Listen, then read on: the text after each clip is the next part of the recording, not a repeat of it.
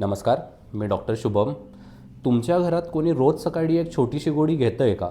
पांढरी, अगदी साधी, आणि म्हणतो डॉक्टरांनी दिली आहे हार्टसाठी. पण प्रश्न असा आहे, ही गोळी जीवन वाचवते की धोका निर्माण करते? आज इकोस्प्रिनबद्दल पूर्ण सत्य समजून घ्या. समजा रमेश काका, वय 55, BP आहे, डायबिटीस आहे. एक दिवस अचानक छातीत दुखायला लागलं. घाबरून हॉस्पिटलमध्ये आले. डॉक्टरांनी एक गोळी दिली, इकोस्प्रिन. पण ही गोळी नेमकी करते काय? ती वेदना कमी करते? नाही, ती काहीतरी वेगळंच करते. आपल्या रक्तात छोटे कण असतात, त्याला म्हणतात प्लेटलेट्स. हे कण जखम भरायला उपयोगी, पण कधीकधी हाच रक्त गोठावतात. हार्टच्या नळीमध्ये जर रक्त गोठलं तर हार्ट अटॅक, मेंदूत गोठलं तर स्ट्रोक. इकोस्प्रिन काय करते? ती या प्लेटलेटला जास्त चिटकू देत नाही, म्हणजे रक्त गोठण्याचा धोका कमी.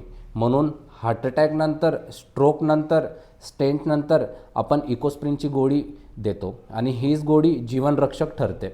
पण थांबा, सगळ्यांनीच रोज इकोस्प्रिन घ्यावी का? उत्तर आहे नाही.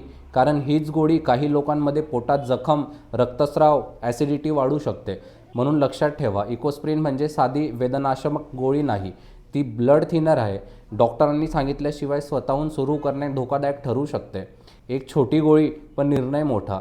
डॉक्टरांनी दिली असेल तर नियमित घ्या. स्वतःहून घेत असाल, आजच विचार करा. कारण योग्य वेळी घेतलेली इकोस्प्रिन जीवन वाचवते आणि चुकीच्या वेळी घेतलेली जीवन धोक्यात टाकू शकते. आरोग्य म्हणजे अंदाज नव्हे, आरोग्य म्हणजे समज.